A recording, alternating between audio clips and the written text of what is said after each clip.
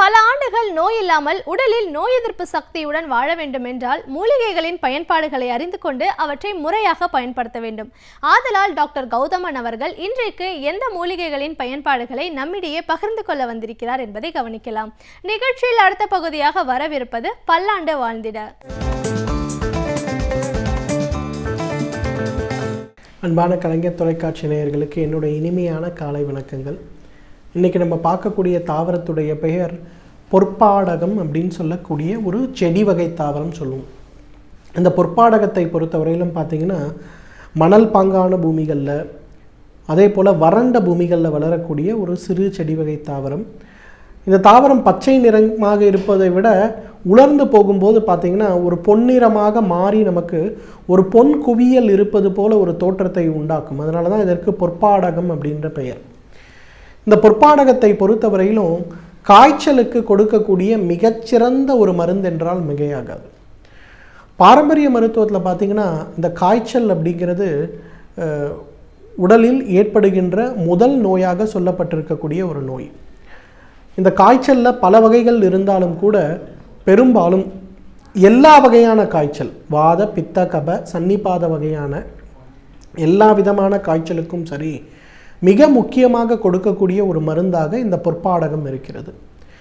பொதுவாக பாரம்பரிய மருத்துவத்தில் கிராமங்கள்லாம் பார்த்திங்கன்னா அந்த காய்ச்சல் ஏற்படும் போது என்ன பண்ணுவாங்கன்னா ஒரு 100 மில்லி தண்ணீர் எடுத்து பொற்பாடகத்திலிருந்து எடுக்கக்கூடிய அந்த சூரணத்தை ஒரு 10 கிராம் அளவுக்கு இட்டு கொதிக்க வைத்து ஒரு கஷாயமாக செய்து ஒரு 2 அல்லது 3 நாட்களுக்கு அதை ஒரு மருந்தாக கொடுப்பார்கள். இந்த 3 நாட்களுக்கும் பார்த்திங்கன்னா அரிசியிலிருந்து எடுக்கக்கூடிய கஞ்சி மட்டும்தான் உணவாக கொடுப்பார்கள். அந்த மாதிரி கொடுக்கும்போது பார்த்திங்கன்னா மிக வேகமாக உடலில் இருக்கக்கூடிய காய்ச்சல் முழுமையாக குணமடைந்து போவதை நம்ம பார்க்க முடியும். அதே போல் டெல்லியில் இருக்கக்கூடிய எய்ம்ஸ் மருத்துவமனையில் பார்த்திங்கன்னா இன்றைக்கு இந்த பொற்பாடகத்திலிருந்து எடுக்கக்கூடிய அந்த ஒரு கஷாயத்தை மலேரியா நோய் ஏற்படும் போது கிராமங்களில் முதலுதவி மருந்தாக கொடுக்க முடியுமா அப்படிங்கிற ஒரு ஆராய்ச்சி இன்றைக்கு செய்து கொண்டிருக்கிறார்கள். பெரும்பாலும் மலேரியா காய்ச்சல் ஏற்படும் போது, டைஃபாய்டு காய்ச்சல் ஏற்படும் போது, சிக்கன்குனியா காய்ச்சல் ஏற்படும் போது உடலை வருத்தி உடலில் இருக்கக்கூடிய உறுப்புகளை பாதிக்கின்ற முதல் விஷயம் என்னன்னு பார்த்தீங்கன்னா உடல் சூடு தான். ஆன்டிபைரட்டிக் அப்படின்னு சொல்லுவாங்க. உடல் சூடை குறைக்கக்கூடிய எந்த மருந்தை நம்ம கொடுத்தாலும் அந்த நோய்களுக்கு பெரும்பாலும் அவை பலன் அளிப்பதே கிடையாது. அதற்குன்னு ஸ்பெஷலாக இருக்கக்கூடிய ஆன்டிபயோட்டிக்ஸை தான் கொடுக்க வேண்டிய ஒரு சூழல் இருக்கிறது.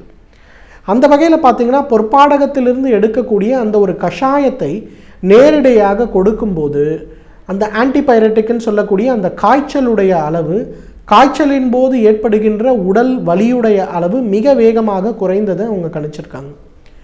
இன்றைக்கு உலக சுகாதார நிறுவனமும் இந்திய அரசாங்கமும் செய்து வருகின்ற அந்த மலேரியா சம்பந்தப்பட்ட ஒரு ஆராய்ச்சிக்கு பார்த்திங்கன்னா இந்த பொற்பாடகத்திலிருந்து எடுக்கக்கூடிய மூலக்கூறுகளை பயன்படுத்த முடியுமா அப்படிங்கிறது இன்றைக்கு மிகப்பெரிய அளவில் வழக்கத்திற்கு கொண்டு வர எடுத்து கொண்டிருக்கின்ற முயற்சிகள் மிகப்பெரிய அளவில் இருக்கிறது.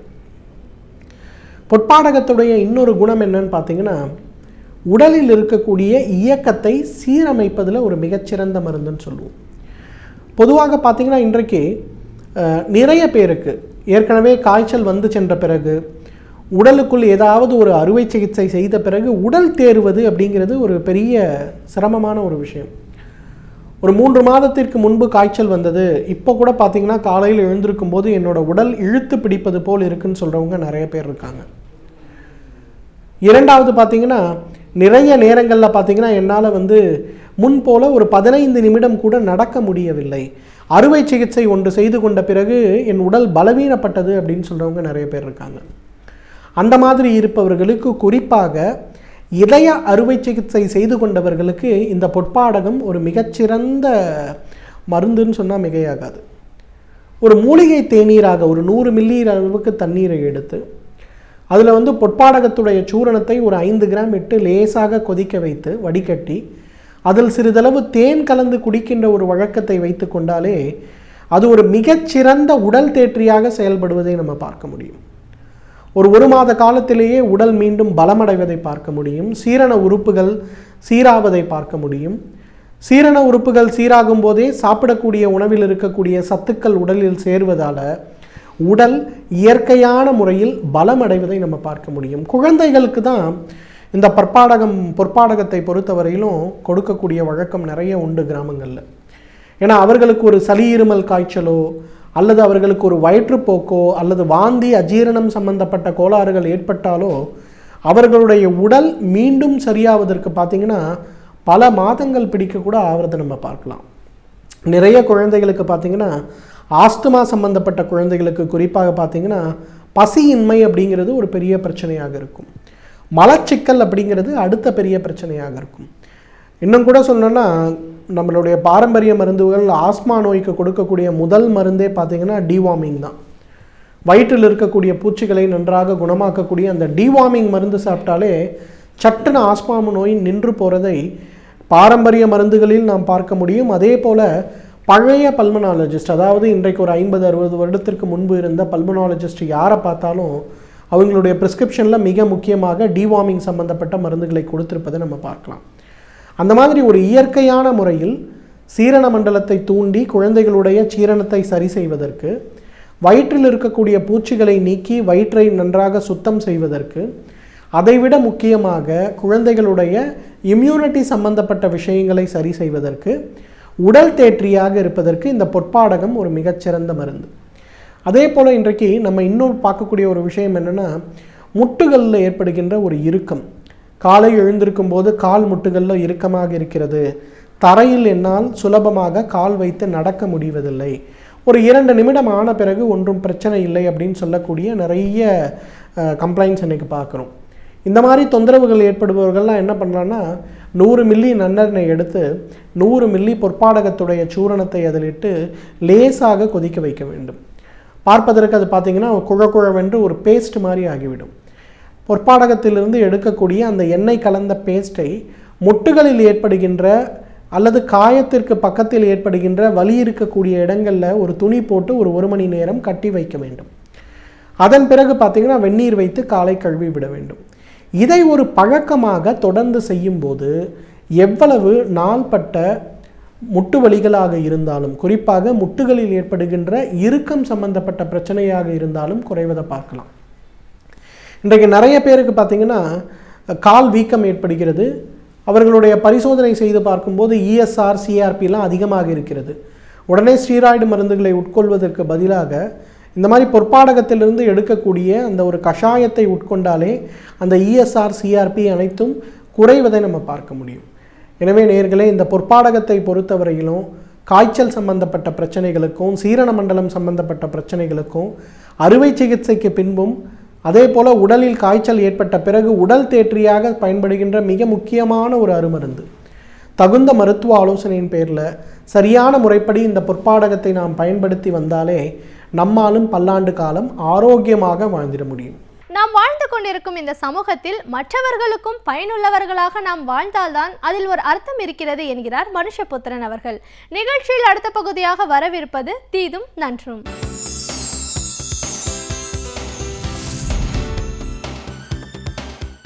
வணக்கம் நண்பர்களே, இன்னும் ஒரு இனிய காலை பொழுதில் தீதும் நன்றும் நிகழ்ச்சியில் உங்களை சந்திப்பதில் மிக்க மகிழ்ச்சி அடைகிறேன். இது தேர்தல் காலம். வெயில் மட்டுமல்ல, தேர்தல் பிரச்சாரங்களும் அனல் பறந்து கொண்டிருக்கக்கூடிய காலம். உண்மையில் பருவநிலையில் மட்டுமல்ல, சொற்களிலும் வெக்கை பறக்கிற ஒரு காலம், வெப்பம் பிறக்கிற ஒரு காலம் என்று சொல்லலாம்.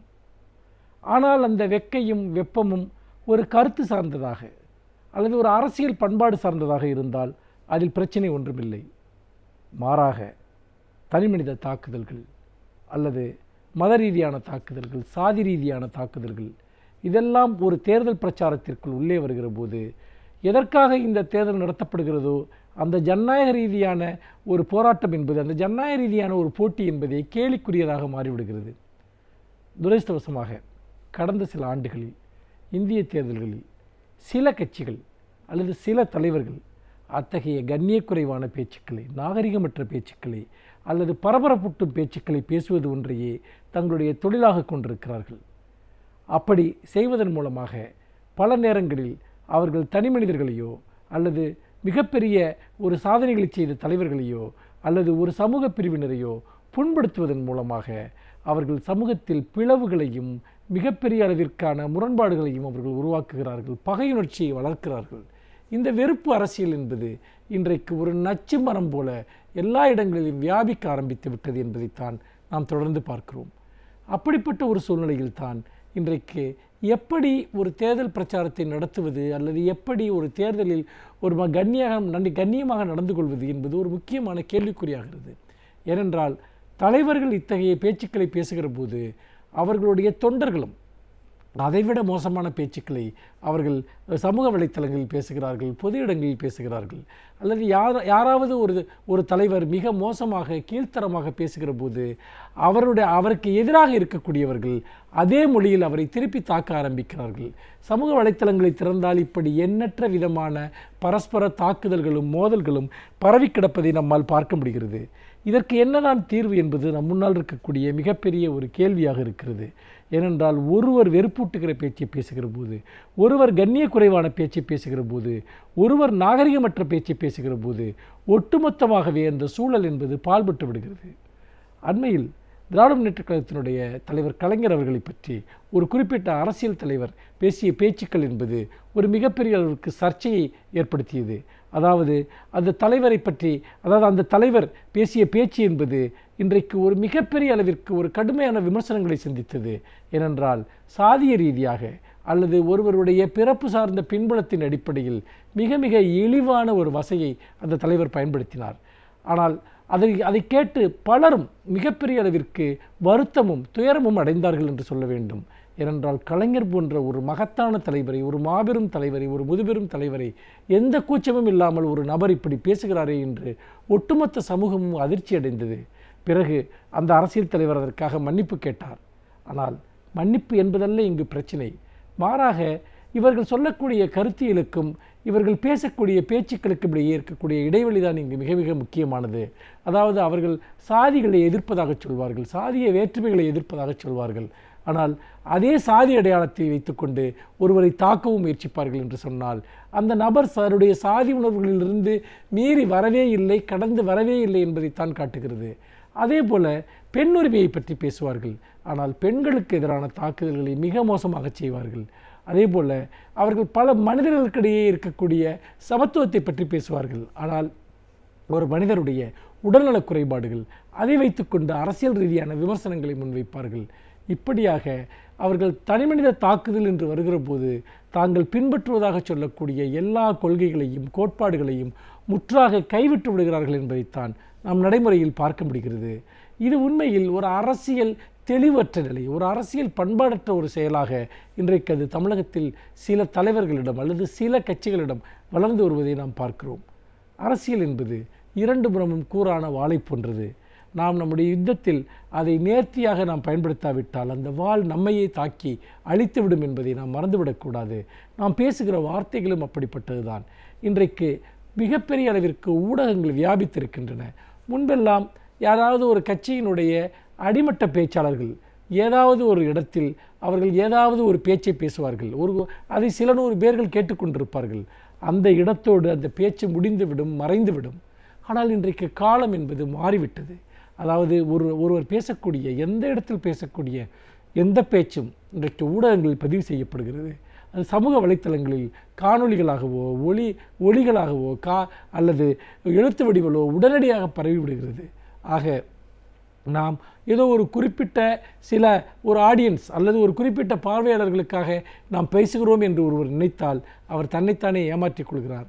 மாறாக எந்த ஒரு பேச்சும் அது உலகளாவிய அளவில் உடனடியாக பரவக்கூடிய ஒரு சூழலில் தலைவர்கள் பொறுப்புணர்ந்து பேச வேண்டும், பேச்சாளர்கள் பொறுப்புணர்ந்து பேச வேண்டும். அண்மையில் கலைஞர் அவர்கள் கூட இன்றைக்கு திராவிட முன்னேற்றக் கழகத்தினுடைய மேடையில் பேசக்கூடிய பேச்சாளர்கள் எந்த நிலையிலும் வரம்பு மீறி பேசிவிடக்கூடாது, கண்ணியம் மீறி பேசிவிடக்கூடாது என்பதை அறிவுறுத்தும் விதமாக ஒரு அறிக்கையை கூட வெளியிட்டிருந்தார். அப்படி பார்க்கிற போது தலைவர் கலைஞர் அவர்கள் அத்தகைய ஒரு கண்ணியத்தை அரசியல் மேடைகளில் அரசியல் வாழ்க்கையில் பின்பற்ற வேண்டும் என்பதில் பிடிவாதமாக இருந்திருக்கிறார். அதை தன்னை பின்பற்றுகிறவர்களுக்கும் அவர் வலியுறுத்தி வந்திருக்கிறார். ஆனால் துரதிர்ஷ்டவசமாக பல தலைவர்கள் தமிழ்நாட்டில் அப்படி இல்லை. அவர்கள் கண்ணியக்குறைவான பேச்சுக்களை ஊக்கப்படுத்துகிறார்கள், கண்ணியக்குறைவான பேச்சுக்களுக்கு ஆதரவளிக்கிறார்கள், கண்ணியக்குறைவான பேச்சுக்களை அவர்கள் மேலும் மேலும் பேசும்படி தூண்டுகிறார்கள். அது ஊடகங்களில் ஒரு மிகப்பெரிய அளவிற்கான பரபரப்பு செய்தியாக மாற்றப்படுகிறது. நிச்சயமாக சர்ச்சைக்குரிய பேச்சு ஒன்றை யார் பேசினாலும் அது ஒரு நாளைக்கோ 2 நாளைக்கோ பரபரப்பாக பேசப்படுகிற ஒரு விஷயமாக மாறும். ஆனால் அதற்கு பிறகு அதை பேசுகிற மனிதர்களுடைய கௌரவம் என்பது பொது மனிதர்களுடைய பார்வையில் வெகுவாக தாழ்ந்து விடுகிறது. அல்லது உண்மைக்கு புறம்பான தகவல்களை பேசுகிறவர்கள், தனிப்பட்ட தாக்குதல்களை செய்யக்கூடியவர்கள், அவர்கள் யாரும் சில மணி நேர புகழை அடையலாம், பரபரப்பை அடையலாம். ஆனால் மக்களுடைய இதயங்களிலிருந்து அவர்கள் பெரும்பகுதி அவர்கள் வீழ்ச்சி அடைந்து விடுகிறார்கள். அந்த வீழ்ச்சி என்பது அவர்களுடைய பொது வாழ்க்கையில், அரசியல் வாழ்க்கையில் ஒரு மிகப்பெரிய ஒரு சேதங்களை ஏற்படுத்தக்கூடியதாக இருப்பதை நாம் பார்க்கிறோம். இந்த சூழ்நிலையில்தான் நாம் எப்படி அரசியல் விமர்சனங்களை முன்வைக்க வேண்டும், எப்படி நாகரிகமாக பேச வேண்டும் என்பதை அரசியலில் ஈடுபாடுள்ள ஒவ்வொருவரும் கற்றுக்கொள்ள வேண்டும். முக்கியமாக ஒரு நபருடைய ஒரு அரசியலை நாம் எவ்வளவு வேண்டுமானாலும் விமர்சிக்கலாம். ஆனால் ஒருவரை பிறப்பின் அடிப்படையிலோ அல்லது அவருடைய மதத்தின் அடிப்படையிலோ அல்லது அவருடைய உடல்நலத்தின் அடிப்படையிலோ அல்லது அவருடைய பொருளாதார சூழலின் அடிப்படையிலோ விமர்சிப்பது என்பது மிக மிக ஒரு அநாகரிகமான ஒரு செயல் என்பதை நாம் மறந்துவிடக்கூடாது. அது எந்த வகையிலும் அரசியல் ரீதியான ஒரு தாக்கத்தை ஏற்படுத்தாது. மாறாக அது மேலும் மேலும் அதை பேசுகிற மனிதர்களுடைய தரத்தை மக்களுடைய மனதில் தாழ்ந்து போகச் செய்துவிடும் என்பதை நீங்கள் மறந்துவிடக்கூடாது. அப்படிப்பட்ட ஒரு சூழலில்தான் நாம் தொடர்ச்சியாக நாம் இந்த பேச்சில் நாகரிகம், பேச்சில் வெளிப்படுத்தக்கூடிய பண்பாடு இவற்றை பற்றி பேச வேண்டும். அறிஞர் அண்ணா அவர்களோ அல்லது பெரியார் அவர்களோ கலைஞர் அவர்களோ பேசிய பேச்சுக்களை எல்லாம் இப்பொழுது எடுத்துப்படுத்தால் கூட அவை ஒரு சமூக ஆவணங்களாக இருக்கின்றன, சரித்திர ஆவணங்களாக இருக்கின்றன, வாழ்வியலை பற்றியதாக இருக்கின்றன. அத்தகைய ஒரு மரபில்தான் நாம் இதுபோன்ற பேச்சுக்களை நாம் தொடர்ந்து பேச வேண்டும். அப்படி பேச தவறுகிற பட்சத்தில் எதிர்காலம் நம்மை எள்ளி நகையாடும் என்று சொல்லி மீண்டும் இன்னும் ஒரு புதிய சிந்தனையோடு உங்களை சந்திக்கிறேன். நன்றி, வணக்கம். இப்பகுதியில் வரும் சிறப்பு விருந்தினர்கள் ஒவ்வொரு நாளும் அவர்களின் அனுபவங்களை நம்மிடையே பகிர்ந்து கொள்ளும் பொழுது நம்முடைய வாழ்க்கைக்கு அவை மிகவும் பயனுள்ளதாக அமைகிறது. அந்த வகையில் இன்றைக்கு நாம் சந்திக்கவிருக்கும் விருந்தினர் எந்த துறையிலிருந்து வந்து என்ன பயனுள்ள தகவல்களை நம்மிடையே பகிர்ந்து கொள்ள இருக்கிறார் என்பதை கவனிக்கலாம். நிகழ்ச்சியில் அடுத்த பகுதியாக வரவிருப்பது சிறப்பு விருந்தினர்.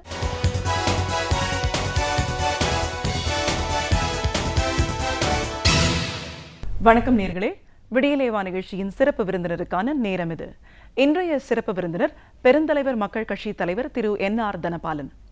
தேர்தல் வரக்கூடிய இந்த சூழல்ல திமுக கூட்டணி கட்சி தலைவர் அப்படிங்கிற முறையில் 5 ஆண்டு கால அதிமுக ஆட்சி எப்படி இருந்துச்சு, மக்கள் எந்த மாதிரியான ஒரு மாற்றத்தை எதிர்நோக்கி இருக்காங்க, அதை யாரால தர முடியும்னு நம்புறாங்க, இப்படி பல விஷயங்களை, கருத்துக்களை நாம் அவர்கிட்ட கேட்டு தெரிஞ்சுக்கலாம்.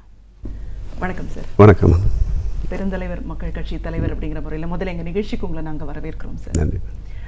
தேர்தல் வரக்கூடிய இந்த சூழலில் பலதரப்பட்ட கருத்துக்கள் மக்கள் மத்தியில் இருக்குது அப்படின்னாலும் திமுக அப்படின்ற ஒரு கட்சி எந்த அளவுக்கு மக்கள் மத்தியில் ஒரு பெரிய அங்கீகாரத்தை பெற்றிருக்கு. இன்னைக்கு பலதரப்பட்ட கட்சிகள் புதுசாக பல கருத்துக்களை சொன்னாலும் அதை செயல்பாட்டில் கொண்டு போய் நிறுத்தின ஒரு இயக்கமாக, கட்சியாக திமுக உருவான விதம், தலைவர் கலைஞர் அவர்கள் ஆற்றிய தொண்டு, இப்படி நிறைய விஷயங்கள் நம்ம பேசணும். ஒரு கூட்டணி கட்சி தலைவர் அப்படிங்கிற முறையில் இந்த தேர்தலை எப்படி நம்ம சந்திக்க போறோம்னு நீங்க நினைச்சிட்டு இருந்திருக்கீங்க? தளபதி ஸ்டாலின் அவர்களுடைய சுற்றுப்பயணம் எந்த அளவுக்கு இந்த தேர்தலுக்கு உறுதுணையா அமையும், இப்படி நிறைய கருத்துக்களை உங்ககிட்ட இருந்து கேட்டு தெரிஞ்சுக்க பிரியப்படுறோம் சார். முதல்ல திமுக தலைமையிலான அரசு மக்களுக்கு ஆற்றிய தொண்டு, ஒவ்வொரு வாட்டியும் ஆட்சி மாற்றம் ஏற்படுத்தப்பட்டு பல திட்டங்கள் முடக்கப்பட்டிருந்தாலும் அந்த 5 ஆண்டு கால ஆட்சியில ஒவ்வொரு நிலையிலையும் மக்கள் நலன்ல திமுக தலைவர் கலைஞர் அவர்கள் எந்த அளவுக்கு அக்கறையோட செயல்பட்டு இருந்தார்?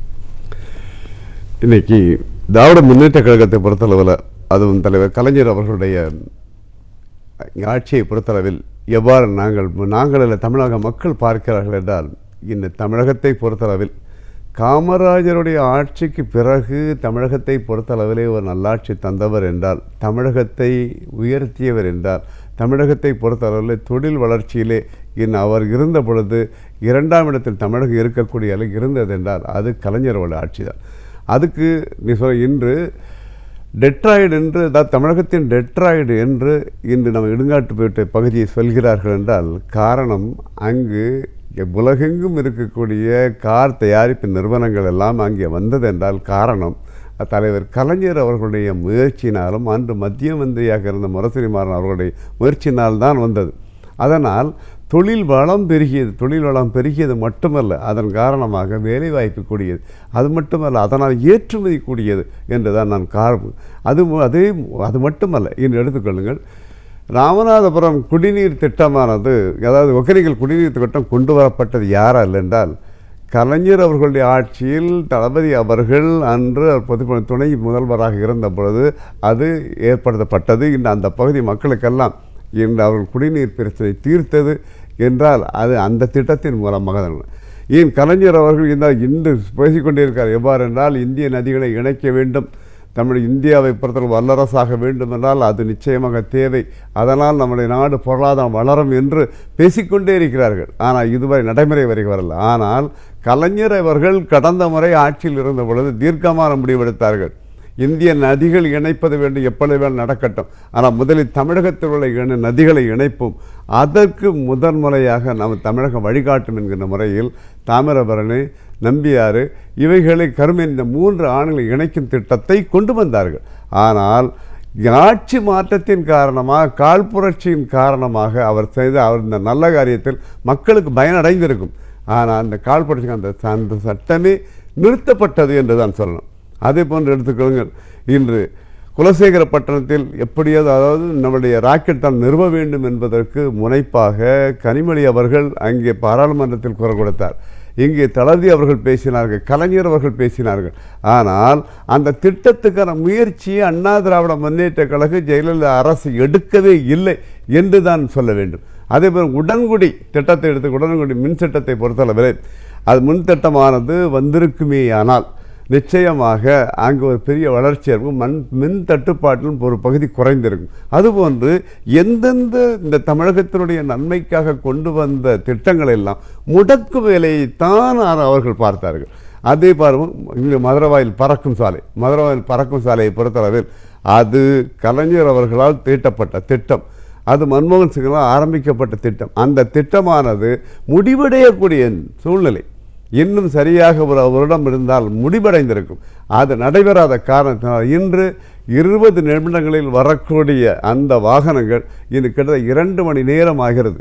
அது மட்டுமல்ல, சென்னையை பொறுத்தவரை மிகப்பெரிய போக்குவரத்து நெரிசல் ஏற்படும். அதையெல்லாம் தீர்க்க வேண்டும் என்பதற்காக தான் சென்னையிலே பல பாலங்களை உருவாக்கினார்கள். அதை திட்டம் தீட்டி ஒவ்வொரு முறை, அதாவது நம்முடைய குறிப்பாக சொல்ல வேண்டுமென்றால் நம்முடைய தளபதி அவர்கள் மேயராக இருந்த பொழுது நெரிசலை குறைப்பது பல பாலங்களை உருவாக்கினார்கள். ஆனால் அவையெல்லாம் என்னாச்சு? அதாவது பெரம்பூர் பாலம் 5 ஆண்டுகள் ஆட்சி இல்லாத முடக்கப்பட்டிருந்தது. திரும்பவும் திராவிட முன்னேற்ற கழக ஆட்சி வந்தவுடன் அது திறக்கப்பட்டு, இதுபோன்று மக்கள் நலனில் இல்லாத அக்கறை, மக்களை பற்றி கவலைப்படாத ஒரு அரசு எது கலைஞர் அவர்களும் இல்லை என்றால் நம்முடைய தளபதி அவர்களும் கொண்டு வந்த திட்டங்களை பொறுத்தவரை அவர்களுக்கு பேர் போய்விடுமோ என்ற ஒரு கொடூர குணத்தின் காரணமாக அவர் தடுக்கப்பட்டு அதனால் மக்கள் பாதிக்கப்பட்டார். இதோடு மட்டுமல்ல, இன்று எடுத்துக்கொள்ளுங்கள், இன்றை பொறுத்தளவில் பேசினார்கள் கிட்டத்தட்ட எவ்வாறு என்றால் 200 கோடி ரூபாய் செலவு செய்து அந்நிய நாட்டு முதலீடெல்லாம் இங்கே வருகிறது, இத்தனை நாடுகளுக்கு பல நாடுகளுக்கு சென்று வருகிறார் பிரதமர் அவர்கள், அவரால் முடியாத காரியத்தை நாங்கள் ஒரே நாளிலே 2,42,000 கோடி ரூபாய் நாங்கள் கொண்டு வந்து இறக்கி உள்ளோம் என்று பெருமையாக மார்தட்டினார்கள். ஆனால் ஒரே ஒரு மொத்த ரூபாய் வந்ததா என்றால் வரவில்லை. அது எதற்காக? மக்களை ஏமாற்றுவதற்காக அவர்கள் செய்கிறார்களே ஒழிய மக்களுக்கு நலம் செய்ய வேண்டும் என்பதற்காக செய்யவே இல்லை. இது தொடர்ச்சியாக இந்த 5 ஆண்டு காலத்தில் ஆட்சி எங்கே நடைபெற்றது? 5 ஆண்டு காலத்தில் கிட்டத்தட்ட 4 ஆண்டு காலம் அவர்கள் எவ்வாறு இருந்தார்கள் என்றால், சொத்து குவிப்பு வழக்கிலே பெங்களூரிலிருந்து தாங்கள் விடுதலை ஆகுவதற்கு என்னென்ன வழிமுறைகள் உண்டோ அதற்கான ஏற்பாடுகளை தான் அவர்கள் தொடர்ச்சியாக செய்து வந்தார்கள்.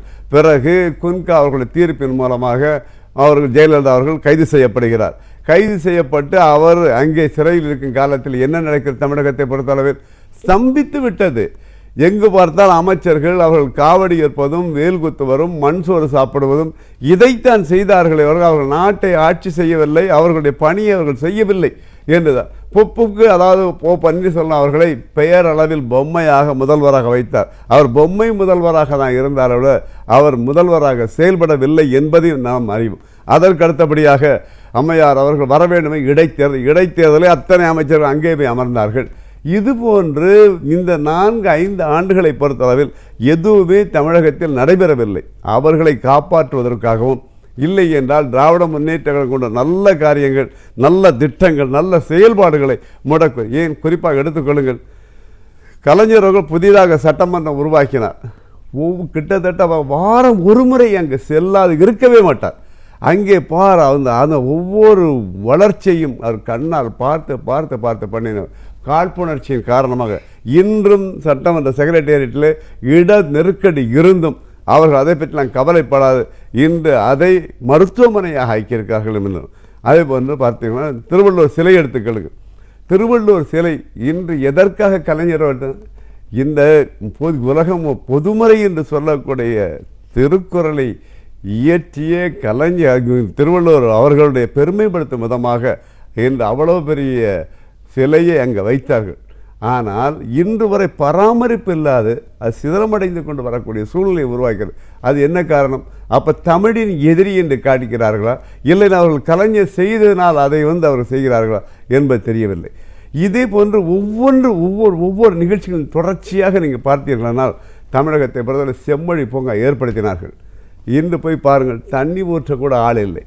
அண்ணா திராவிட முன்னேற்ற கழகம் என்று பெயர் வைத்திருக்கார்கள் தங்களுடைய தங்களுடைய கட்சிக்கு. ஆனால் அண்ணாவுக்கு அவர் பண்ணுகிற துரோகத்தை பாருங்கள். எவ்வாறு என்றால், 100ஆண்டு விழா, அன்னைக்கு அண்ணாவினுடைய 100ஆண்டு விழாவுக்கு ஆசியாவில் மிகப்பெரிய நூலகத்தை கலைஞர் அவர்கள் ஏற்படுத்தினார்கள்.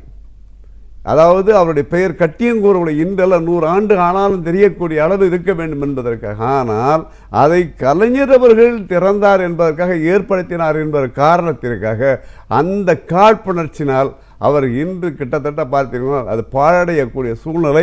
இத்தனைக்கு 1 முறை 2 முறை உயர்நீதிமன்றமானது அதை பராமரிக்க வேண்டும் சொல்லியும் அவர்கள் சட்டப்பண்ணாது இருக்கிறார்கள் என்றால் அவருடைய கொடூர புத்தியை நாம் நன்கு இதை அறியக்கூடிய ஒரு சூழ்நிலை உருவாகி. அதனால் இந்த 4-4.5 ஆண்டு ஆட்சியை பொறுத்தளவில் அவர் ஆட்சி புரியவில்லை. கலைஞர் நல்ல திட்டத்தை முடக்கினார்கள். இந்த மக்களை பொறுத்தவரை அவர்களுடைய வழக்கிலிருந்து தப்பித்துக் கொள்ள வேண்டும் என்று பார்த்தார்களே ஒழிய இது ஆட்சி புரியவில்லை. அதனால் மக்களை பொறுத்தவரை எவ்வாறு ஆட்சி வேண்டும், மாற்ற வேண்டும் என்று நினைப்பில்லை, கலைஞர்கள் வர வேண்டும். கண்டிப்பாக சார். அந்த அவருடைய சாதனைகள் அப்படின்னு நம்ம பேசும்போது அமைப்பு ரீதியாகவும் சரி, அமைப்பு சாரா தொழிலாளர்கள், சிறு குறு வியாபாரிகள், கட்டிட தொழிலாளர்கள், ஒரு தனிப்பட்ட ஒரு அமைப்பினரும் நல்லபடியான ஒரு வாழ்க்கை முறை வேறும் அவங்களோட வாழ்வாதாரம் பெறணுன்றதுக்காக நிறைய நலத்திட்டங்கள் திமுக ஆட்சி காலத்தில் உருவாக்கப்பட்டது. இன்றைக்கு அதோட நிலைப்பாடு ஒரு பெரிய கேள்விக்குறியாக இருக்கிறத நம்ம பார்க்குறோம். இந்த மாதிரியான ஒரு நலத்திட்டங்கள் மக்களுக்கு ஏன் தேவையாக இருக்குது? அதை இன்னைக்கு செயல்படாமல் போன போக்கு அவங்களை எங்கே கொண்டு போய் சேர்த்துருக்கு? இன்னைக்கு எடுத்துருங்க, வியாபாரிகளை பொறுத்தளவில் பரமன வரி இருந்தது தமிழகத்தில். அப்போது அதில் பாதிக்கப்படுகிற சிறு வியாபாரிகள் தான் பாதிக்கப்படுகிறார்கள் என்பதை உணர்ந்து கலைஞர் அவர்கள் அதை ஒருமுனை வரியாக கொண்டு வந்தார். அதேபோல் நான் தமிழ்நாடு வியாபாரிகள் சங்க பேரவையின் தலைவராக இருந்த பொழுது பார்த்தீர்களேயானால் அப்பொழுது தொழில் வரியை குறைக்க வேண்டும் என்று பலகட்ட போராட்டங்கள் ஜெயலலிதாவுடைய அரசிலே நாங்கள் போராடினோம். அப்போ எல்லாம் செவி சாய்க்கவில்லை. அதை பற்றி அவர் கவலைப்படலை. விட்டால் அவர் வியாபாரிகளை எல்லாம் கைது செய்வார் என்ற நிலையில் இருந்த பொழுது ஆட்சி மாற்றம் ஏற்பட்ட பொழுது அப்பொழுது கலைஞர் அவர்கள் 1996 முதல்வராக பொறுப்பேற்ற பொழுது நாங்கள் கலைஞர் அவர்களை வள்ளுவர் கோட்டத்தில் அழைத்து கோரிக்கை மாநாடு வைத்தோம். அப்பொழுது அவர் என்ன சொன்னார் என்றால், இப்பொழுது இடைத்தேர்தல் வருகிறது, அதனால் நான் எதுவும் அறிவிக்கவில்லை என்று சொல்லி அதற்காக ஒரு கமிட்டி அமைத்து கமிட்டியிலே அதாவது வியாபார பெருமக்கள், அதே போன்று சட்டமன்ற உறுப்பினர்கள், அதேபோல் மேயர்கள் இவர்களெல்லாம் வைத்து பார்த்தீர்களேயானால் நாங்கள் எதிர்பாரா வகையில் அத்தனை வியாபாரிகளும் மகிழ்வடையக்கூடிய அளவில் தொழில் மிக எளிமையாக மிகவும். அதே போன்று பார்த்தீர்களேயானால் கார்ப்பரேஷனை பொறுத்தளவில் எவ்வாறு என்றால் இந்த வியாபாரிகள் பாதிக்கப்படக்கூடிய அளவில் அவர்களுக்கு தண்ணி வரி என்று வைத்திருந்தார்கள், குடிநீர் வரி என்று வைத்திருந்தார். ஆனால் அவர்களுக்கு அந்த கனெக்ஷனே இருக்காது. அதையும் எடுத்துரைத்தோம் உடனடியாக. இதுபோன்று மக்களை பொறுத்தளவில் வியாபாரிகளை பொறுத்தளவில் ஒரு சிறு சிறு சிறு பிரச்சனைகளாக இருந்தாலும் அவர்களிடம் கொண்டு சென்றார் என்று அவர் உடனடியாக அதுக்கு தீர்வு கிடைத்தது. இன்றைய பொறுத்தளவில் வியாபாரிகளை பொறுத்தளவு மகிழ்ச்சியாக, அதுவும் குறிப்பாக சொல்ல வேண்டிய தேர்தல் நேரத்தில் பார்த்தீங்கன்னா தினமும் பார்த்தீங்கன்னா பேப்பரில் வருகிறது. எவ்வாறு என்றால் அதாவது கோடிக்கணக்கில் பணம் கைப்பற்றதில்லை. ஆனால் அந்த பணம் யாருன்னா சிறு வியாபாரி, அவரை பொறுத்தளவு ஒரு நாளைக்கு அவர் முதலீடு என்பதே 1 லட்சம் ரூபாய் தான் இங்கே இருக்கும். அதை விற்று அடுத்த நாள் கொண்டு வரும்போது அதை செய்கிறார்கள். இதுபோன்று பொதுமக்கள், அதாவது வியாபாரிகள், நான் சொன்ன இதுவரை வியாபாரிகள் பாதிக்கப்பட்டிருக்கிறார்கள். இன்று வியாபாரத்தை அது கலைஞர் ஆட்சி காலத்தில் பார்த்தீர்களானால் வேலை வாய்ப்பு அதிகமாக இருந்தது தமிழகத்தில். அப்பொழுது வேலைவாய்ப்பு அதிகம் இருந்த காரணத்தினால் பீகாரிலும் அஸ்ஸாமிலிருந்தும் நேபாளத்திலிருந்தும் வேலையாட்கள் இங்கே வந்தார்கள். ஆனால் இன்று நிலை என்ன?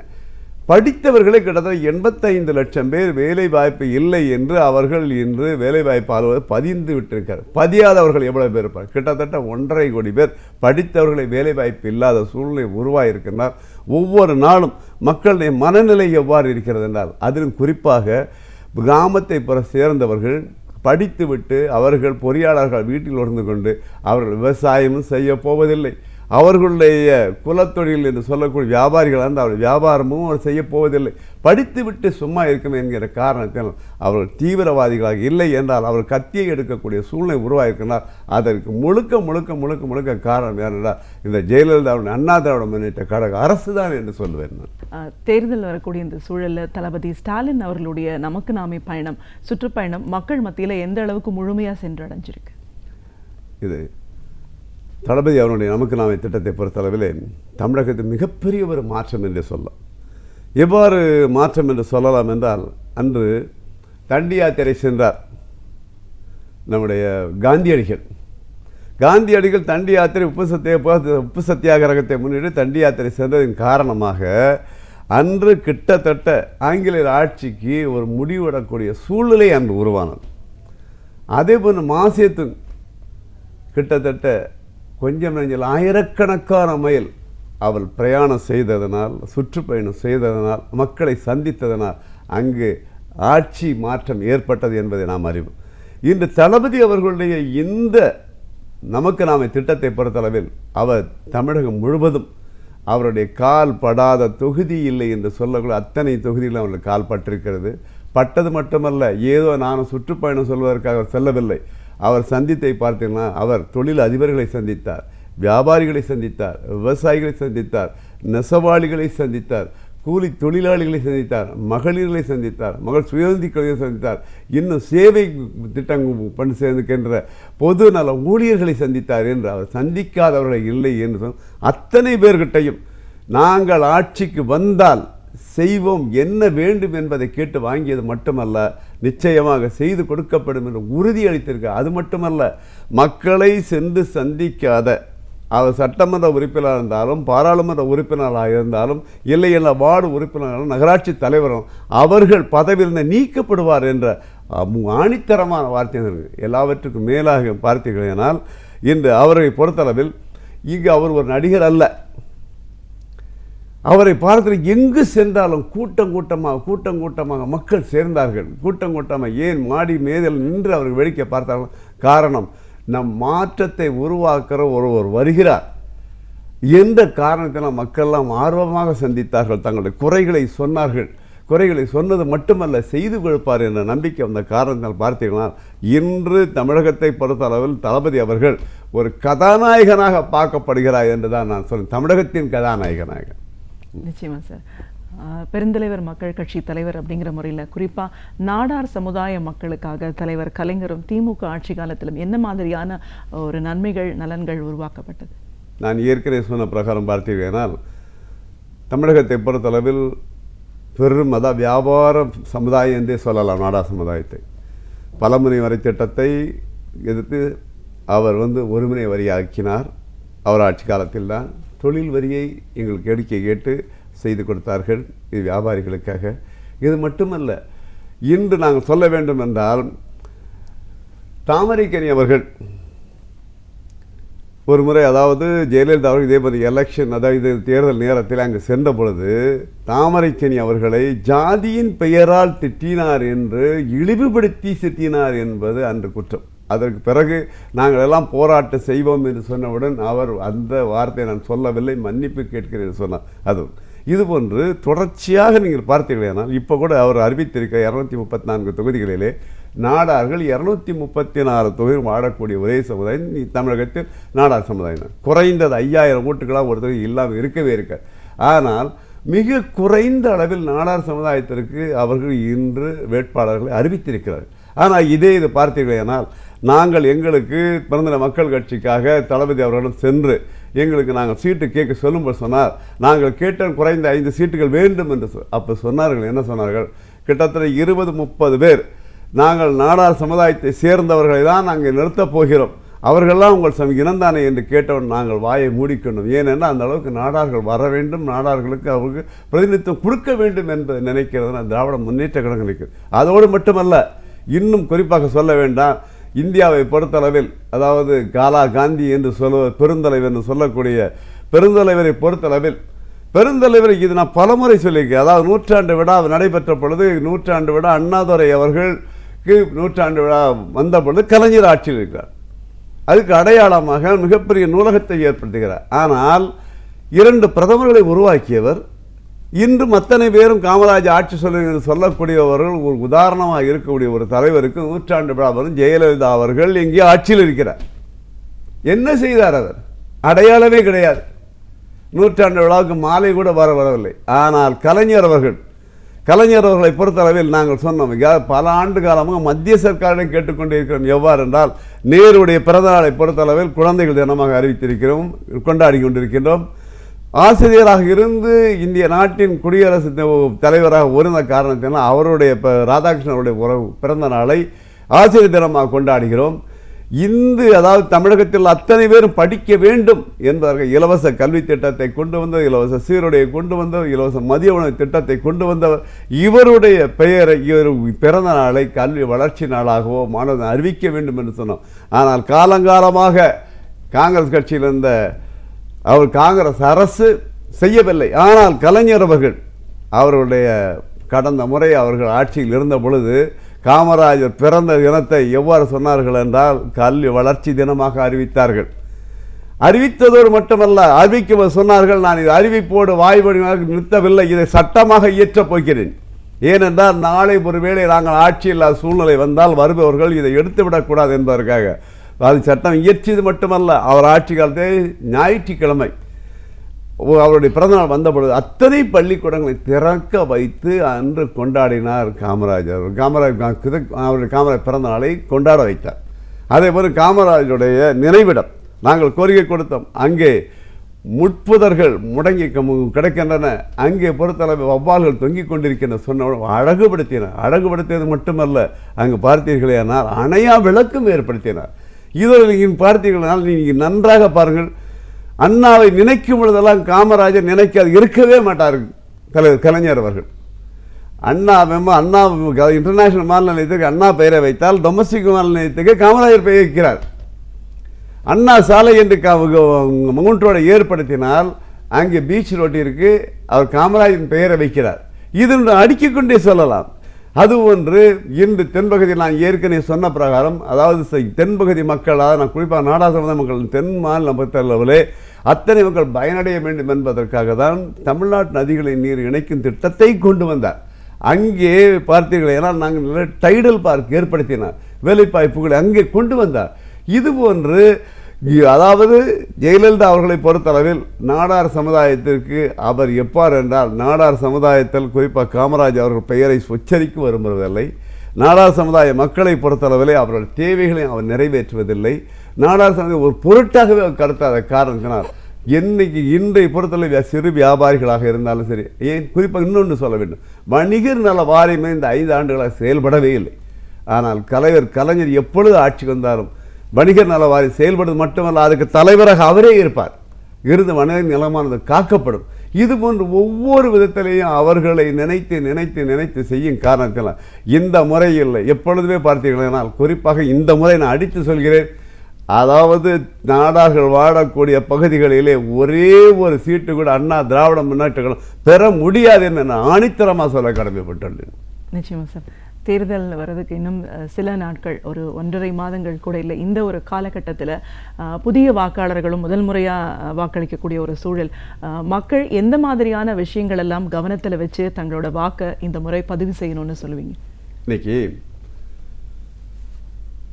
நம்ம சென்னையை பொறுத்தவரை மிகப்பெரிய வெள்ளம் பாதிக்கப்பட்ட பொழுது முதல்வர் எங்கே இருக்கிறார் என்று யாருக்கும் தெரியவில்லை. வெளியே வந்தவர் கூட பாதிக்கப்பட்ட பகுதிகளெல்லாம் சென்று பார்க்கவில்லை. தன்னுடைய தொகுதிக்கு சென்றார். தன் தொகுதிக்கு சென்று கூட அங்கே அவர் தமிழக மக்களை கூப்பிடவில்லை, சென்னை வாசிகளை கூட வாக்காளர் பெருமக்களே என்ற வார்த்தையை தான் அங்கே கூப்பிட்டு தனக்கு வாக்களித்தவருக்கு மட்டும்தான் அவர் முதல்வராக அங்கே காட்டிக்கொண்டார். ஆனால் இது தமிழகத்தை பொறுத்தளவு பார்த்தீங்கன்னா, அந்த வெள்ளத்தை பொறுத்தளவில் அத்தனை பேரும், அதாவது மாணவர்கள், இளைஞர்கள், ஜாதி மத பேதமற்ற அத்தனை பேரும் வேறு. குறிப்பாக சொல்ல வேண்டாம், பார்த்தாதி கோயிலில் முஸ்லீம் இளைஞர்கள் எல்லாம் அங்கே அந்த கோயிலை சுத்தம் செய்தார்கள். அதேபோல் ஒரு இந்து பெண் நிறைமாத கர்ப்பிணி ஒரு முஸ்லீம் இளைஞர் காப்பாற்றினார். அவர் தூக்கி வந்தது மட்டும் இல்லை, அந்த பிறந்த குழந்தை பையன் பெயர். இது ஏன் சொல்லுங்கள், அந்த அளவுக்கு இருந்து சூழ்நிலை இருந்தும் அரசாங்கமானது செம்பரம்பாக்கம் ஏரியை சரியான நேரத்தில் அதிகாரிகளுடைய வார்த்தையை கேட்டு அவர் திறந்தால் இவ்வளோ பெரிய அதாவது தமிழகத்துக்கு பாதிப்பு வந்திருக்காது, இவ்வளோ பெரிய பொருள் இழப்பு வந்திருக்காது, இத்தனவுக்கு மக்கள் இறந்திருக்க மாட்டார்கள். அதையெல்லாம் கவலைப்படாது அம்மா அவர்கள் சொல்ல வேண்டும், அம்மா அவர்கள் சொல்ல வேண்டும், அம்மா அவர்கள் சொல்ல வேண்டும் எதிர்பார்த்தா இவ்வளோ பெரிய இழப்பு ஏற்படும். இந்த மத்திய மந்திரி ஜவடேகர் என்ன சொல்கிறார்? முதல்வரை பார்க்க முடியவில்லை, பேச முடியவில்லை என்று சொல்கிறார். அதேமாதிரி பியூஷ் கோயல் அவர்கள் என்ன சொல்கிறார்? அதாவது இதுவரை நான் தமிழகத்தினுடைய மின்துறை அமைச்சரை அவர்கள் தொடர்பு கொண்டால் நான் அம்மாவை கேட்டு சொல்கிறேன் என்று சொல்கிறார். அம்மாவை பார்ப்பது என்பது அரிதாக இருக்கிறது, அரிதாக இல்லை, பார்க்கவே முடியவில்லை.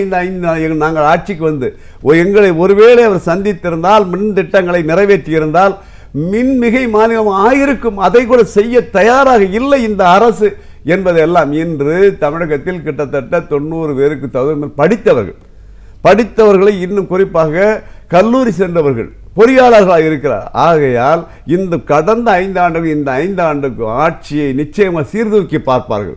குறிப்பாக இளைஞர்களை பொறுத்தவரை எவ்வாறு இருக்கிறார்கள் என்றால், அவர்கள் எதிர்பார்த்தார்கள். ஒருவர் சொன்னால் நாளை முதல்வர் என்று சொன்னவர் எவ்வளவு சொல்லிக் கொண்டிருந்தார். இன்னும் பல முதல்வர்கள் நம்முடைய தமிழகத்தில் இருக்கிறார்கள். இருந்தால் அவர்கள் செயல்பாடுகளை அவர்கள் பார்க்கிறார்கள். இவர் என்ன செய்வார், இவர் என்ன செய்வார், இவரால் என்ன செய்ய முடியும் என்று பார்க்கும் பொழுது அந்த இடத்திலே முதலில் இருக்கிறவர்னால் இந்த தமிழகத்தை பொறுத்தளவில் இந்த தளபதி தான் இருக்கிறார். வாலிபர்களை ஈர்க்கக்கூடிய ஒரு சக்தியாக இருக்கிறார். ஆகையால் நிச்சயமாக நீங்கள் பாருங்கள், இந்த மாற்றம் மட்டுமல்ல, இந்த மாற்றம் எவ்வாறு இருக்கும் என்றால், தமிழகத்திலே குறைந்தது 100-180 இடங்களை திராவிட முன்னேற்றம் கைப்பற்றக்கூடிய அளவில் இந்த தேர்தல் இருக்கும் என நிச்சயமாக உறுதியாக கூறுகிறேன். பெருந்தலைவர் மக்கள் கட்சி தலைவர் அப்படிங்கிற முறையிலையும் திமுக கூட்டணி கட்சி தலைவராகவும் இன்னைக்கு தலைவர் கலைஞர் அவருடைய ஆட்சி காலத்தில் எந்த மாதிரியான ஒரு நலத்திட்டங்கள் ஒரு தொலைநோக்கு பார்வையோடு உருவாக்கப்பட்டுச்சு, அதெல்லாம் செயல்பாட்டில் இருந்தது. இந்த 5 ஆண்டு கால அதிமுக ஆட்சியை பொறுத்த வரைக்கும் ஒரு முடக்கமான சூழல் முழுமையாக எல்லா துறையிலையும் உருவாக்கப்பட்டிருக்கு. இதில் மாற்றம் வேணும் அப்படின்னு மக்கள் எந்த அளவுக்கு நம்புகிறாங்க, அதை ஏற்படுத்திக்கக்கூடிய இடத்துல திமுக இருக்குது அப்படின்றதுக்கான முக்கியமான ஒரு காரணமாக தளபதி ஸ்டாலின் அவர்களுடைய சுற்றுப்பயணம் உருவாயிருக்கு. இந்த மாற்றத்தை இளைஞர்கள் சரியான பாதையில் கொண்டு போய் சரியான முறையில் வாக்களிக்க வேண்டிய அவசியத்தில் இருக்காங்க. இந்த சூழலில் உங்களோட பார்வைகளில் உங்களோட கருத்துக்கள் அனைத்தையும் எங்களோட நீங்கள் முழுமையாக பகிர்ந்ததுக்கு நன்றி. ரொம்ப நன்றி. இதுவரை நாம் அறிந்திராத பல அரிய தகவல்களை அழகிய தமிழில் தொகுத்து இனிமையாக வழங்க வந்திருக்கிறார் பேராசிரியர் சுபவீர பாண்டியன் அவர்கள். நிகழ்ச்சியில் அடுத்த பகுதியாக வரவிருப்பது ஒன்றே சொல் நன்றே சொல்.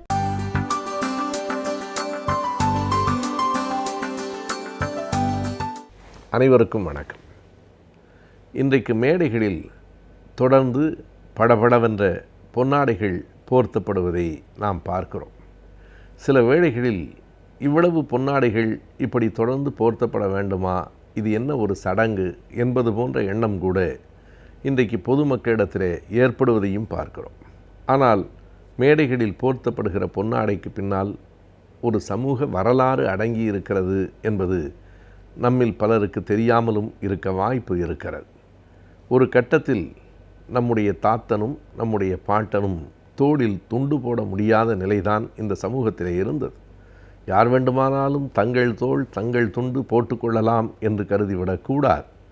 சமூகத்தில் ஒரு குறிப்பிட்ட சாதியினர் தான் தோளிலே துண்டு போட்டுக்கொள்ளலாம், மற்றவர்களெல்லாம் இடுப்பிலே தான் துண்டை கட்டிக்கொள்ள வேண்டும், தங்கள் செருப்பை கூட கையிலே எடுத்துக்கொண்டு தான் அந்த தெருவை கடக்க வேண்டும் என்பன போன்ற சமூக அநீதிகள் நிலவிய நாடுதான் நம்முடைய நாடு. அந்த காலகட்டத்திலே தான் எல்லோரும் தோளில் துண்டு போட்டு கொள்ளலாம் என்கிற ஒரு நிலை அன்றைக்கு அது புரட்சியாகத்தான் கருதப்பட வேண்டும் என்று நாம் சொல்லலாம். அதனை திராவிட இயக்கம்தான் இந்த மண்ணிலே செய்தது. இடுப்பில் பணிந்து கட்டிய துண்டை எடுத்து தோளில் போட்ட இயக்கம் திராவிட இயக்கம்தான் என்பது இன்றைய இளைஞர்கள் பலருக்கு தெரியாத ஒரு வரலாறு. அது மட்டுமல்லாமல் அப்படி துண்டுகளை போடுங்கள் என்று சொன்னதிலே இன்னொரு விதமான செய்தியும் அடங்கியிருந்தது. இன்றைக்கு போர்த்தப்படுகிற பொன்னாடைகள் அல்ல, கைத்தறி ஆடைகளை போர்த்துங்கள், கைத்தறி துண்டுகளை தோளில் போட்டுக்கொள்ளுங்கள் என்று சொன்னதில் அடிப்படையாக இன்னொரு நோக்கமும் அன்றைக்கு இருந்தது. கைத்தறி நெசவாளர்கள் வறுமையிலே வாடிக்கொண்டிருந்தார்கள். அங்கே கைத்தறி ஆடைகளெல்லாம் நெய்யப்பட்டு ஆனால் விற்கப்படாமல் தேங்கி கிடந்தன. எனவே கைத்தறி நெசவாளர்களுக்கும் வாழ்க்கையில் வளம் வந்து சேர வேண்டும் என்பதற்காகவும் அந்த கைத்தறி ஆடைகளை தோளிலே போட்டுக்கொள்ளுங்கள் என்கிற அந்த முழக்கமும் அன்றைக்கு திராவிட இயக்கத்தால் எழுப்பப்பட்டது. இது வெறும் முழக்கமாக இல்லாமல் செயல் தடத்திற்கும் வர வேண்டும் என்கிற அடிப்படையில் திராவிட முன்னேற்றக் கழகம் ஒரு குறிப்பிட்ட நாளில் தமிழகம் முழுவதும் கைத்தறி துணிகளை ஏந்தி தலைவர்களை முன்னிலையில் நிறுத்தி வீதி வீதியாக அந்த கைத்தறி துணிகளை விற்றது என்பது எத்தனை பேருக்கு தெரியும் என நமக்கு தெரியவில்லை. அது 1953 ஜனவரி 4 இந்த தேதிகளை, இந்த செய்திகளை எல்லாம் திராவிட இயக்கத்தினுடைய ஆய்வாளர் திரு திருநாவுக்கரசு அவர்கள் எல்லாவற்றையும் ஆதாரங்களோடு ஆவணப்படுத்தி தன் நூலிலே எழுதியிருக்கிறார். எனவே 1953 ஜனவரி 4 என்பது மறக்கப்படக்கூடாத ஒரு நாள். அன்றைக்கு கைத்தறி தொழிலாளர்களுக்காக தமிழ்நாடு முழுவதும் 47 ஊர்களில் 47 தலைவர்கள் துணிகளை சுமந்து வீதி வீதியாக விற்றார்கள் என்பது ஒரு வரலாற்று செய்தி. அந்த ஊர்கள் என்றால் எல்லாம் பெரிய ஊர்கள் இல்லை. சென்னை, கோவை, தஞ்சை போன்ற ஊர்களிலும் அந்த விற்பனை நடந்தது. வல்லவராயன்பட்டி, ஏற்காப்பட்டினம் போன்ற அறியப்படாத சிறு ஊர்களிலும் அது நடந்தது. மொத்தம் 47 ஊர்கள் அறிவிக்கப்பட்டன. ஆனால் 60க்கும் மேற்பட்ட ஊர்களில் அந்த விற்பனை நடந்தது. இந்த ஊர்களில் இந்த தலைவர்கள் அந்த நிகழ்வில் பங்கேற்பார்கள் என்று கூறப்பட்டு திருச்சியிலே அறிஞர் அண்ணா அவர்களும், சென்னையிலே தலைவர் கலைஞர் அவர்களும், காரைக்குடியிலே நாவலர் அவர்களும், இப்படி தலைவர்கள் பலர் பல்வேறு ஊர்களில் காலையிலிருந்து மாலை வரைக்கும் அந்த கைத்தறி ஆடைகளை விற்பனை செய்தார்கள். அந்த விற்பனையினால் பல்லாயிரக்கணக்கில் அன்றைக்கு அந்த கைத்தறி ஆடைகள் விற்பனையாகின. கைத்தறி நெசவாளர்களினுடைய வாழ்வில் அன்றைக்கு ஒரு புதிய மறுமலர்ச்சி ஏற்பட்டது. எனவே அந்த ஆடைகள் பயன் ஆடைகள், இன்றைக்கு போர்த்தப்படுகிற பொன் ஆடைகள் பயனற்றவைகளாக போய்விடுகின்றன. எனவே நாம் ஒன்றை கவனத்தில் கொள்ள வேண்டும். திராவிட இயக்கம் தொடக்கி வைத்த அந்த பணி என்பது வெறும் துண்டு போட்டு கொள்வதல்ல. ஒரு குறிப்பிட்ட உழைப்பாளர் சமூகத்தை மேலே கொண்டு வருவதும், ஒரு சமூகத்தினுடைய தன்மானத்தை நிலைநிறுத்துவதும், என் தோள் என் துண்டு நான் ஏன் போடக்கூடாது என்று கேட்கிற அந்த சுயமரியாதையை உரிய கேள்வியும் அந்த கைத்தறி ஆடை விற்பனையில் அடங்கியிருந்தது. அதுவும் தெருவிலே கொண்டு போனால் அப்படியே விற்றுவிடும் என்பதல்ல. கலை இலக்கியத்தையும் இந்த பயன்பாட்டோடு சேர்க்க வேண்டும் என்று உடுமலை நாராயணகவி அவர்கள் ஒரு பாட்டு எழுதி, செந்தமிழ் நாட்டினரே இந்த கைத்தறி வேட்டிகள் சேலைகள் வாங்குவீர் என்று ஒரு பாடலை எழுதி, அந்த பாடலை யாரெல்லாம் பாடிக்கொண்டு போனார்கள்? அன்றைக்கு மக்களிடத்திலே மிக புகழ் பெற்றவர்களாக விளங்கிய சிதம்பரம் ஜெயராமன், நாகூர் அனீஃபா அவர்கள் போன்றவர்களெல்லாம், KR ராமசாமி நடிப்பிசை புலவர் என்று பாராட்டப்பட்ட KR ராமசாமி அவர்களெல்லாம் அந்த ஊர்திகளிலே நின்று கொண்டு அந்த பாடலை பாட, சென்னையிலே தலைவர் கலைஞர் அவர்கள் கையிலே ஒலிவாங்கி வைத்து கொண்டு அவ்வப்போது ஒவ்வொரு மூலையிலும் நின்று, பொதுமக்களே, தமிழ் மக்களே வாருங்கள், கைத்தறி நெசவாளர்களின் வாழ்க்கையில் இருக்கிற இருட்டை விரட்டுங்கள், கைத்தறி துணிகளை பயன்படுத்துங்கள் என்று சொல்லுகிற போது ஏராளமான துணிகள் விற்பனையாகின. அறிஞர் அண்ணா அவர்கள் அந்த நிகழ்ச்சிக்கு பிறகு திராவிட நாட்டிலே ஒரு தலையங்கம் எழுதினார். அன்றைக்கு திருச்சியிலே தனக்கு நேர்ந்த அனுபவங்களை எல்லாம் அந்த தலையங்கத்திலே அண்ணா எழுதியிருக்கிறார். நானும் நண்பர்கள் பூவாடூர் பொன்னம்பலனார், பராங்குசம், தருமு என்று அவர் செல்லமாக அவர் குறிப்பிடுவது அன்பில் தர்மலிங்கத்தை, தருமு, திராவிட பண்ணை முத்துகிருஷ்ணன் எல்லோருமாக தெருக்களிலே அந்த துணிகளை விற்று கொண்டு போனோம். ஓடி வந்து இளைஞர்களெல்லாம் அந்த 8.5 அணா துண்டு கொடுங்கள், அந்த 15 அணா துண்டு கொடுங்கள் என்று கேட்டு வாங்கி கொண்டு போனார்கள். அன்றைக்கு அவ்வளவு துணிகள் அவ்வளவு ரூபாய்க்கு விற்பனையாகும் என்று நாங்களே நினைக்கவில்லை. ஆனால் சிலர் பேசியதும் எங்கள் காதுகளில் கேட்கத்தான் செய்தது. அண்ணா எழுதுகிறார், திராவிட இயக்கத்தவர்களை பார்த்து சிலர் பேசினார்களாம், என்ன இதுகள் திடீர்னு துணி விற்க ஆரம்பிச்சிடுச்சுகள் என்று சிலர் பேசிக்கொள்வதும் எங்கள் காதுகளிலே விழத்தான் செய்கிறது. அப்படி ஏளனமாக துணி விற்கிறோம் என்று பேசினாலும் ஒரு ஏழை தொழிலாளி, ஒரு நெசவாளர் மலைக்கோட்டைக்கு அருகிலே நாங்கள் விற்று கொண்டு வருகிற போது எங்கள் எதிரிலே வந்து நின்று கண் கலங்கி குமுறி அழுதாரே, எங்கள் வாழ்க்கையில் ஒரு பெரிய வெளிச்சத்தை ஏற்றி வைத்திருக்கிறீர்கள் அண்ணா என்று சொன்னாரே, அந்த சொற்களை என்னால் மறக்க முடியுமா என்று அண்ணா எழுதியிருக்கிறார். அதுபோலவே கலைஞர் அவர்கள் காலையிலே ராயபுரத்தில் இருக்கிற அறிவகத்திலே தொடங்கி வண்ணாரப்பேட்டை வரைக்கும் விற்பனை செய்து, பிறகு மாலையிலே ராயப்பேட்டை பகுதியிலே விற்பனை செய்து கொண்டு வருகிற போது அன்றைக்கு கோபாலபுரத்துக்கு அருகிலே கலைவாணர் அவர்கள் நின்று அந்த விற்பனை செய்து கொண்டு வருகிற ஊர்தியை நிறுத்தி 400 ரூபாய்க்கு துணிகளை வாங்கி கொண்டிருக்கிறார். 400 ரூபாய் என்பது 1950 மிகப்பெரிய தொகை என்பதை நாம் நினைவு வைத்து கொள்ள வேண்டும். அப்படியே விற்று கொண்டு வருகிற போது லாய்ட்ஸ் சாலை, இன்றைக்கு அது TK சண்முகம் சாலை என்று அழைக்கப்படுகிற அன்றைய லாய்ட்ஸ் சாலையில் ஒரு நடிகர் வெளியிலே வந்து, அவருடைய அலுவலகம் அங்கே இருக்கிறது, ஒரு நடிகர் வெளியிலே வந்து அவர் 250 ரூபாய்க்கு துணிகளை வாங்கி கொண்டிருக்கிறார். அந்த நடிகர் வேறு யாரும் இல்லை, பின்னால் மிக புகழ்பெற்றவராக விளங்கிய எம்ஜிஆர் தான். அவருடைய அலுவலகம் வீடு ராயப்பேட்டையிலே தான், அன்றைக்கும் லாய்ட்ஸ் காலனியிலே தான் இருந்தது, லாய்ட்ஸ் சாலையில். 250 ரூபாய்க்கு துணிகளை வாங்கியிருக்கிறார். இந்த செய்திகளை எல்லாம் அப்படியே திருநாவுக்கரசு அவர்கள் எல்லாவற்றையும் ஆதாரத்தோடு தன் நூலில் பதிவு செய்திருக்கிறார். என்ன செய்தி என்றால், 1945 தொடங்கி அறிஞர் அண்ணாவோடும் அறிமுகமாகி கலைஞரோடும் கலைவாணரோடும் தொடர்பு இருந்தாலும் எம்ஜிஆர் அவர்கள் அன்று வரையில் திமுக கழகத்திலே உறுப்பினர் ஆகவில்லை. ஒரு நடிகராக இருந்துதான் இந்த துணியை வாங்கியிருக்கிறார். 53 ஜனவரியிலே வீதி வீதியாக கைத்தறி ஆடைகளை விற்ற தலைவர்களை பார்த்த பிறகுதான் எம்ஜிஆருக்கும் ஒரு மனமாற்றம் ஏற்பட்டு 1953 பிப்ரவரி மாதம்தான் முதலாக ஒரு திமுக கழக கூட்டத்தில் அவர் வெளிப்படையாக கலந்து கொண்டார். அதற்கு பிறகுதான் திமுக கழகத்தில் அவர் பணியாற்றினார் என்கிற செய்திகளெல்லாம் இடம்பெற்றிருக்கின்றன. திராவிட இயக்கம் என்ன செய்தது என்று கேட்கிறவர்களுக்கு இதுபோல இன்னும் 1000 விடைகள் இருக்கின்றன.